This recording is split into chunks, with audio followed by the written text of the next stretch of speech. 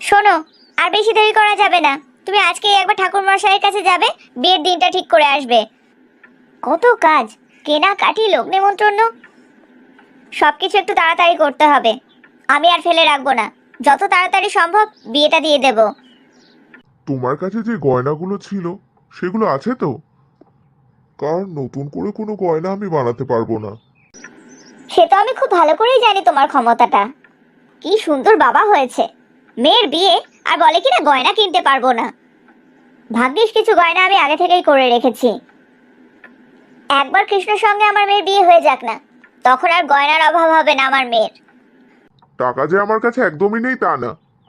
তুমি তো বলছো অনেক লোক নেমন্তন্ন করবে, সেখানেও তো অনেক টাকা লাগবে নাকি? নতুন করে গয়না বানাতে গেলে আমি কিন্তু লোক খাওয়াতে পারবো না। বললাম তো যা আছে তাতেই হবে, আর বানানোর দরকার নেই। কত বড়লোক বাড়িতে মেয়ের বিয়ে দিচ্ছি, সেটা লোকজনকে দেখাতেও তো হবে।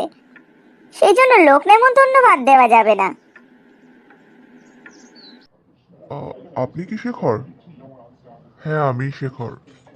কিন্তু আপনি কি, আমি বুঝতে পারছি না। স্যার বললো আপনার সঙ্গে দেখা করতে।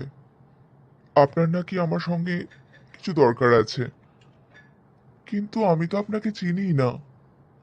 তাহলে আপনার আমার সঙ্গে কি দরকার থাকতে পারে? একটু বসে কথা বলা যাবে কি? আপনি কি কোনো বিজনেসম্যানের ছেলে, বা আপনার নিজের কোনো বিজনেস আছে কি? বিজনেসম্যানের ছেলে আমি? কে আপনাকে এইসব কথা বললো? আর নিজে বিজনেস করব? অত টাকা কোথায়? স্যার বললো আপনি আমার সঙ্গে জরুরি কথা বলবেন।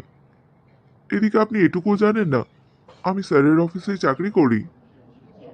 জানি, উনি আমাকে বলেছেন, তবু একটু কনফার্ম করার দরকার ছিল। কেন? কারণ আমাকে একজন বলেছে আপনি বিজনেসম্যানের ছেলে, সেই জন্য। কে বলেছে এইরকম একটা ফালতু কথা? সে আছে একজন। আচ্ছা, আপনি টিয়াকে চেনেন? আপনি কি টিয়ার ব্যাপারে কিছু বলতে এসেছেন? না, কিছু জানতে এসেছি। আপনি কি টিয়াকে ভালোবাসেন? হ্যাঁ, বাসি। আর টিয়াও আমাকে ভালোবাসে। কিন্তু টিয়ার বাড়ির লোক আমাদের বিয়ের জন্য রাজি না, কারণ আমি একটা সাধারণ চাকরি করি, সেই জন্য। আর পায়েল, আপনি কি ওনাকে বিয়ে করবেন? আপনি আগে এটা বলুন তো, আপনি কে? আমি পায়েলকে বিয়ে করতে যাব কেন? উনি তো আমাকে বিয়ে করতেই চান না। আর কাউকে জোর করে বিয়ে করাটা আমার পক্ষে সম্ভব না। আপনি কি করে জানলেন টিয়া আপনাকে ভালোবাসে? কারণ টিয়া আমাকে নিজে মুখে বলেছে ও আমাকে ভালোবাসে, সেই জন্যই জানি। Thank you so much. আপনি তো আমার কাছ থেকে এত কথা জানলেন, কিন্তু এখনো পর্যন্ত নিজের পরিচয়টা দিলেন না। পায়েল আমার হবু স্ত্রী। আমি কিছুদিনের মধ্যে পায়েলকে বিয়ে করতে চলেছি। আপনি স্যারের হবু জামাই? সরি স্যার, আমার আপনার সঙ্গে এইভাবে কথা বলা একদম উচিত হয়নি। আমাকে ক্ষমা করে দেবেন, আমার ভুল হয়ে গেছে। আসলে আমি তো আপনাকে চিনতামই না। It's okay, no problem. আপনার সঙ্গে কথা বলে আমার অনেক মুশকিল আসান হয়ে গেল। শেষবারের মতো আর একটা কথা জিজ্ঞেস করতে পারি কি? হ্যাঁ হ্যাঁ স্যার, জিজ্ঞেস করুন না, আমি সব উত্তর দেব। প্লিজ আমাকে স্যার বলবেন না, আমার নাম কৃষ্ণ। আপনি আমাকে ওই নামেই ডাকতে পারেন। যেই কথাটা বলার ছিল, টিয়ার বাড়ির লোক যদি রাজি হয়, তাহলে কি আপনি টিয়াকে বিয়ে করবেন? অবশ্যই বিয়ে করব। আমি তো ওকেই বিয়ে করতে চাই। তুমি এখানে? কোনো খোঁজ নেই, খবর নেই, হঠাৎ কি ব্যাপার?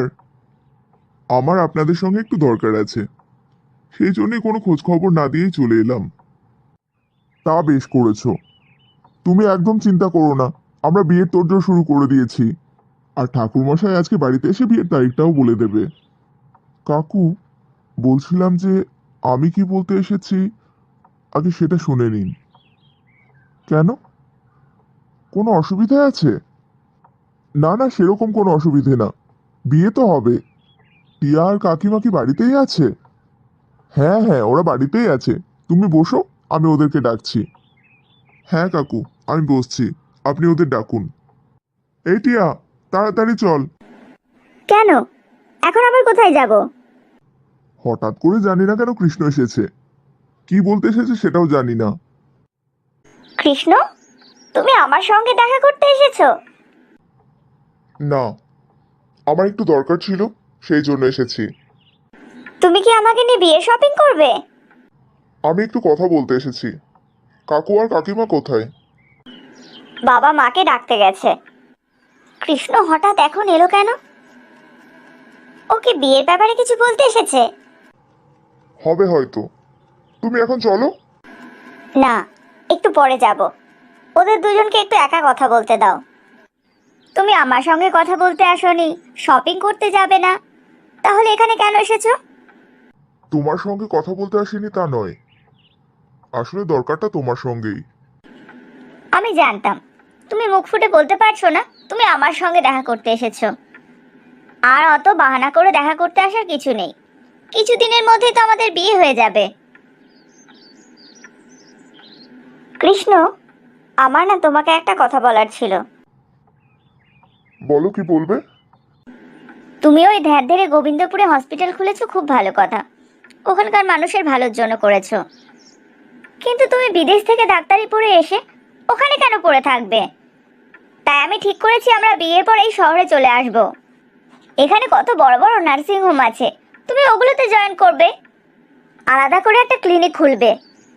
তারপর দেখবে আমরা কত মালামাল হয়ে যাই।